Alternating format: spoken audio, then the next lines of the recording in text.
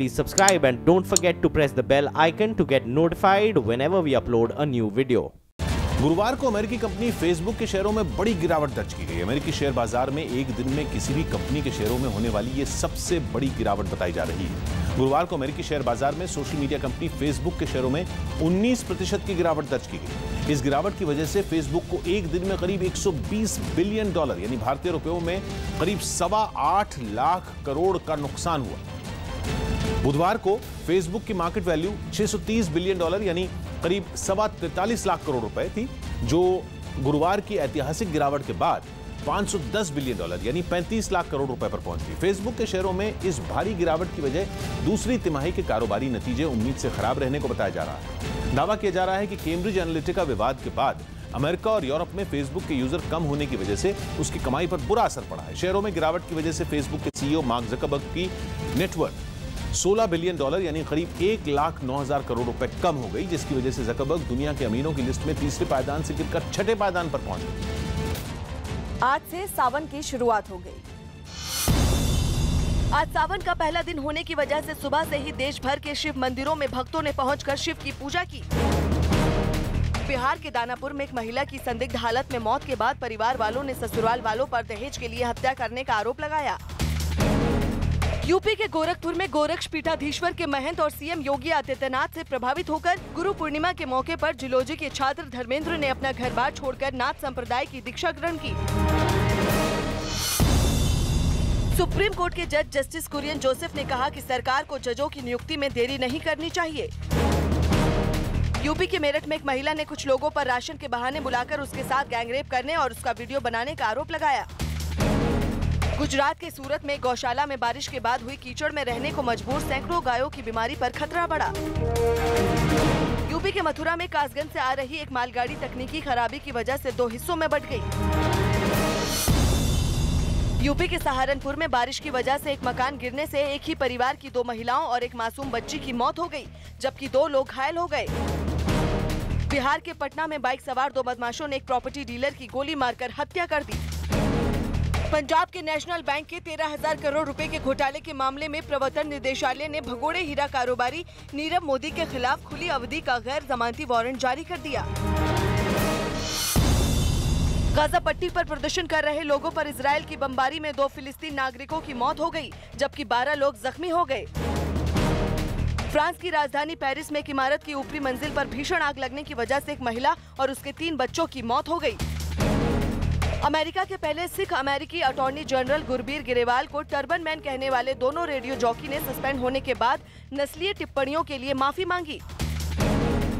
America के उत्तरी California में जंगलों में लगी भीषण आग में दर्जनों मकान जलकर राख हो गए, जबकि एक दमकल कर्मी की मौत हो गई और 3 लोग घायल हो गए। उत्तर प्रदेश के अंबेडकर नगर से बीजेपी सांसद हरिओम ने देश में मुसलमानों की बढ़ती आबादी को रोकने के लिए विशेष कानून बनाने की मांग कर दी, जिसके बाद उनके बयान पर सियासी घमासान मच गया। क्योंकि बीजेपी सांसद हरिओम ने देश में मुस्लिम समुदाय की जनसंख्या का मसला उठाते हुए उनके खिलाफ विवादित टिप्पणी कर दी। मुस्लिम समुदाय के लोग जब एक नहीं 3-3, 4-4 बीवियां रखेंगे, 9-9, 10-10 बच्चे पैदा कर देंगे, न शिक्षा मिलेगी न और कुछ मिलेगा, तो अराजकता का माहौल पैदा ही होगा। हरिओम यही नहीं रुके, उन्होंने मुसलमानों की बढ़ती आबादी को देश के लिए खतरा करार दे दिया। आबादी पर अगर निमंत्रण नहीं लगाया गया जनसंख्या पर, तो निश्चित एक दूसरे पाकिस्तान का प्रादुर्भाव सुनिश्चित तौर पर हो जाएगा। इसके साथ ही बीजेपी सांसद ने मुसलमानों की आबादी बढ़ने से रोकने के लिए विशेष कानून बनाने की मांग कर दी, जिसके बाद मुस्लिम संगठनों ने उनके खिलाफ मोर्चा खोल दिया। वहीं साधु और संतों ने भी उनके बयान पर नाराजगी जताई और बीजेपी सांसद पर देश को बांटने का आरोप लगाया। नजदीक चुनाव आ रहा है, चुनाव को दृष्टि में रख करके भाषा नेता लोग बोलते हैं। मुस्लिम संगठनों और मौलानाओं की तरफ से भी बीजेपी सांसद को घेरा गया। विकास के मुद्दे पर बिल्कुल फेल हो चुकी है। इनके पास कोई और मुद्दा नहीं है सिवाय इसके कि सांप्रदायिकता को भड़काया जाए। हालांकि बीजेपी के बड़े नेताओं ने सांसद हरिओम के बयान से कन्नी काटते हुए उस पर कुछ भी बोलने से इनकार कर दिया। और ब्रेकिंग न्यूज दे रहे हैं रिफत अब्दुल्ला। जम्मू कश्मीर के त्राल में एक और पुलिसकर्मी को अगवा कर लिया गया है। सूत्रों के मुताबिक आतंकियों ने पुलिस वाले को अगवा किया है। तो इस वक्त की बड़ी खबर हम आपको दे रहे हैं। जम्मू कश्मीर के त्राल में एक पुलिस वाले को अगवा कर लिया गया है। और जम्मू कश्मीर कतराल का ये मामला है जहां पर एक पुलिसकर्मी को अगवा कर लिया गया है। इससे पहले भी इस तरह की घटनाएं सामने आती रही हैं जहां पर पुलिस वालों को अगवा किया गया। औरंगजेब का मामला सब जग जाहिर है जहां पर उनको अगवा करके उनको मौत के घाट उतार दिया गया आतंकियों ने। और ये एक और मामला है त्राल का जहां पर एक और पुलिसकर्मी को अगवा कर लिया गया है। अभी तक क्या जानकारी है, कौन थे वो लोग, इसका भी खुलासा नहीं हो पाया है। और पुलिस वाले का नाम क्या था ये भी अभी तक पता नहीं चल पाया है। और ये बड़ी खबर हम आपको दे रहे हैं, जम्मू कश्मीर का त्राल है जहां पर एक पुलिसकर्मी को अगवा किया गया है।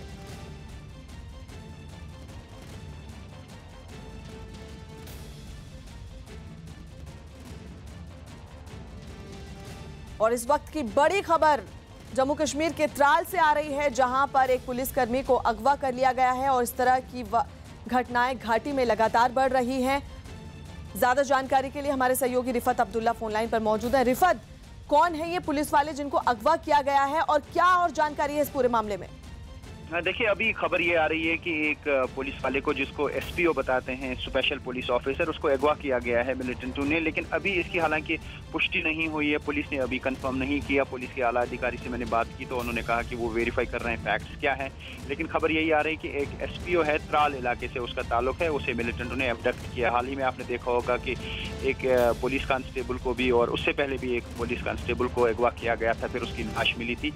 तो ऐसे में ये कहाँ तक सही है अभी इसकी पुष्टि नहीं हुई है ऑफिशियली, लेकिन अनकन्फर्म जो है रिपोर्ट्स हैं, सोर्सेज बता रहे हैं कि एक एसपीओ को जो है एबडक्ट किया गया है मिलिटेंट ने। अब इसकी अभी जो है पुलिस तहकीकात कर रही है, तलाश जारी है, लेकिन बताया यही जा रहा है कि एक एसपीओ जो है फिलहाल गायब है। जी, बहुत बहुत शुक्रिया रिफत आपका। उत्तर प्रदेश के फतेहपुर में राज्य के जेल मंत्री जय कुमार जैकी बिजली विभाग के कर्मचारी को फटकार लगाने लगे। आरोप है कि ट्रांसफार्मर नहीं बदलने की वजह से कई इलाकों में बिजली ठप हो गई, जिसकी वजह से लोग अंधेरे में रहने को मजबूर हो गए। जिसकी शिकायत मिलने पर जेल मंत्री अपने समर्थकों के साथ बिजली विभाग के दफ्तर पहुंचे और वहां मौजूद लोगों के सामने अधिकारियों को डांटने लगे।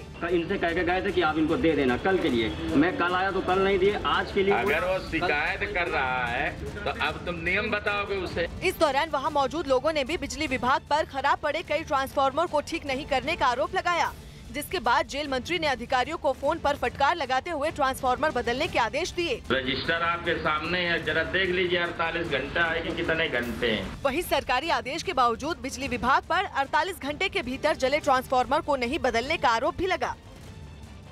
तमिलनाडु की राजधानी चेन्नई में डीएमके के अध्यक्ष और पूर्व मुख्यमंत्री करुणानिधि के आवास के बाहर जुटे पार्टी कार्यकर्ता और समर्थक रोने लगे। 94 साल के करुणानिधि की तबीयत खराब होने की खबर मिलते ही उनके समर्थकों में हड़कंप मच गया, जिसके बाद उनके आवास पर जुटे कुछ समर्थक दहाड़े मारकर रोने लगे। बताया गया कि एम करुणानिधि को यूरिनरी ट्रैक इन्फेक्शन की वजह से बुखार हो गया। डॉक्टरों की निगरानी में उनका इलाज उनके आवास पर ही चल रहा है और उनकी हालत फिलहाल स्थिर बताई गई। इस दौरान एम करुणानिधि के बेटे एम के अलगड़ी ने भी वहां पहुंचकर उनकी तबीयत का हाल जाना। प्रधानमंत्री नरेंद्र मोदी ने भी ट्वीट कर करुणानिधि परिवार को मदद की पेशकश की। मैंने एम के स्टालिन और कनिमोई से बात कर उनसे करुणानिधि की सेहत के बारे में जानकारी ली और मदद की पेशकश की। मैं उनके जल्द स्वस्थ होने की कामना करता हूं। करुणानिधि की तबीयत अक्टूबर 2016 से खराब चल रही है और 2 दिन पहले ही उन्हें सांस लेने में परेशानी होने पर उनका इलाज कराया गया। उत्तर प्रदेश के शाहजहांपुर में कुछ महिलाएं थाने के अंदर घुसकर पुलिस वालों से बहस करने लगी। आरोप है कि कुछ लोगों ने इन महिलाओं के मकानों पर कब्जा कर लिया और शिकायत के बावजूद पुलिस ने इनकी मदद नहीं की, जिसके बाद गुस्साई महिलाएं आरोपियों पर कार्रवाई की मांग करते हुए थाने पहुंच गईं और पुलिस के खिलाफ अपनी नाराजगी जाहिर की। सबसे पहले 3 महिलाएं एक कुर्सी पर बैठे पुलिस अधिकारी के सामने आईं और पुलिस वालों से बदसलूकी करने लगीं, जिसके बाद इन तीनों महिलाओं के साथ आई बाकी महिलाएं भी थाने में जोर जोर से चिल्लाने लगीं। हालांकि थाने में मौजूद एक पुलिस वाले ने गुस्साई महिलाओं को समझाने की कोशिश की, लेकिन एक महिला पुलिस वाले पर ही टूट पड़ी। महिलाओं के मुताबिक 14 जून को जमीन को लेकर 2 पक्षों में खूनी संघर्ष हुआ था। दावा किया गया कि इसमें एक आदमी की मौत हो गई थी जबकि 3 लोग घायल हो गए थे। इस विवाद के बाद महिलाओं ने आरोप लगाया कि दबंगों ने उन्हें घर से निकाल दिया। हालांकि महिलाओं ने पुलिस पर कार्रवाई न करने का आरोप लगा दिया, जबकि पुलिस ने इस मामले में जांच कर कार्रवाई का भरोसा दिया। अमेरिका के कैलिफोर्निया के एक स्पेस सेंटर में एक अंतरिक्ष यान एक छोटी गाड़ी ने रनवे तक पहुंचाया। ये यान स्पेस टूरिज्म शुरू करने का ऐलान करने वाली वर्जिन गैलेक्टिक का था। जिसने अंतरिक्ष तक की आधी दूरी को आवाज से दुगनी रफ्तार से तय किया। और इस परीक्षण उड़ान के लिए VSS यूनिटी अंतरिक्ष यान को एक छोटी गाड़ी से रनवे तक लाया गया। जांच पड़ताल के बाद यान ने उड़ान भरी, जिसे देखने के लिए अच्छी खासी भीड़ मौजूद थी। करीब 46,500 फीट की ऊंचाई पर VSS यूनिटी का रॉकेट यान से अलग हो गया। उससे आग की लपटें निकलने लगी। यान चला रहे दोनों पायलट को झटका लगा। कुछ ही पल में वो मैक 2.47 यानी आवाज से दुगनी रफ्तार से 170,800 फीट की ऊंचाई पर पहुंच गया। पायलट ने यान का रॉकेट इंजन बुझा दिया। धीरे धीरे यान मुड़ा और पृथ्वी की तरफ बढ़ने लगा। इसके बाद नीले आसमान में उड़ता हुआ यान रनवे पर लौट आया। वर्जिन गैलेक्टिक ने ऐलान किया कि यान का परीक्षण हर कसौटी पर खरा उतरा। शिवसेना ने अपने मुखपत्र सामना में एक लेख के जरिए महाराष्ट्र सरकार पर निशाना साधा और मराठा आरक्षण को लटकाने का आरोप लगा दिया। लेख के जरिए पंकजा मुंडे को मुख्यमंत्री बनाने की मांग भी की गई ताकि मराठा आरक्षण पर जल्द मंजूरी दिलाई जा सके। लेख में कहा गया कि मुख्यमंत्री फडणवीस आरक्षण के मुद्दे पर अकेले पड़ गए हैं और जो काम पंकजा मुंडे कर सकती हैं वो फडणवीस के लिए संभव क्यों नहीं है। महाराष्ट्र के मुख्यमंत्री जी ने अपने कार्यकाल में महाराष्ट्र के लिए बहुत अच्छा काम किया है। पूरी पार्टी उनके साथ खड़ी है और किसी भी स्थिति में महाराष्ट्र में ऐसे नेतृत्व बदल करने की न कोई चर्चा है, न पार्टी में कोई विचार है। भोपाल में मध्य प्रदेश कांग्रेस के अध्यक्ष कमलनाथ ने मुख्यमंत्री शिवराज सिंह चौहान पर जन आशीर्वाद यात्रा में सरकारी खजाना लुटाने का आरोप लगा दिया, जिसके बाद इस मामले पर सियासी घमासान मच गया। क्योंकि कांग्रेस नेता कमलनाथ ने मुख्यमंत्री की इस यात्रा को सीधे निशाने पर ले लिया। ये कलाकारी की यात्रा है, इसका नाम इनको रखना चाहिए कलाकारी की यात्रा, कि जो कलाकारी चल जाए, जो हथकंडे का उपयोग कर पाए ये उसका करें। कमलनाथ ने आरोप लगाए तो सरकार ने भी पलटवार करने में देर नहीं लगाई। कमलनाथ जी का और कांग्रेस पार्टी का अलाइनमेंट बिगड़ गया, इसीलिए अब उनकी जवान भी फिसल रही है। मध्य प्रदेश में इसी साल होने वाले विधानसभा चुनाव को लेकर मुख्यमंत्री 55 दिन की जन आशीर्वाद यात्रा पर हैं, जिसके तहत राज्य में 700 से ज्यादा जनसभाएं करने का लक्ष्य रखा गया है। ट्रांसपोर्टरों ने अपनी हड़ताल वापस ले ली है। अलग अलग मांगों के लिए यह हड़ताल 20 जुलाई से चल रही थी। सरकार ने बयान जारी कर ट्रांसपोर्टरों को हड़ताल वापस लेने के लिए धन्यवाद दिया है, तो ये भी दावा किया है कि ट्रांसपोर्टरों की कई मांगे पहले ही मानी जा चुकी हैं और बाकी मांगों पर विचार करने के लिए कमेटी का गठन किया जा रहा है।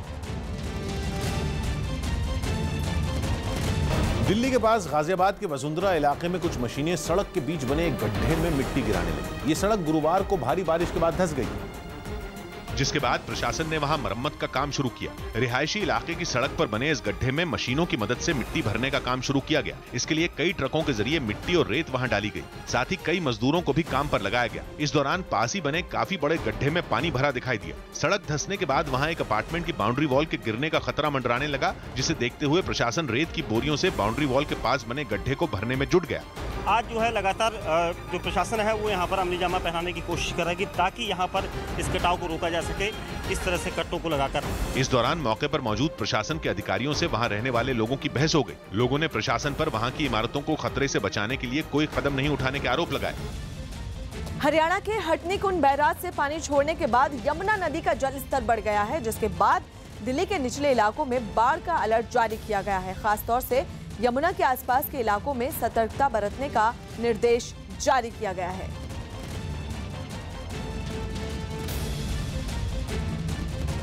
इस वक्त हम लोहे वाले पुल यमुना के पास खड़े हुए हैं और जो फ्लड डिपार्टमेंट है उसका साफ तौर पे कहना है कि अभी यमुना का जो जल स्तर है वो खतरे के निशान से 9 सेंटीमीटर ऊपर बह रहा है, यानी कि साफ तौर पे जो यमुना का जल स्तर है वो काफी बढ़ चुका है।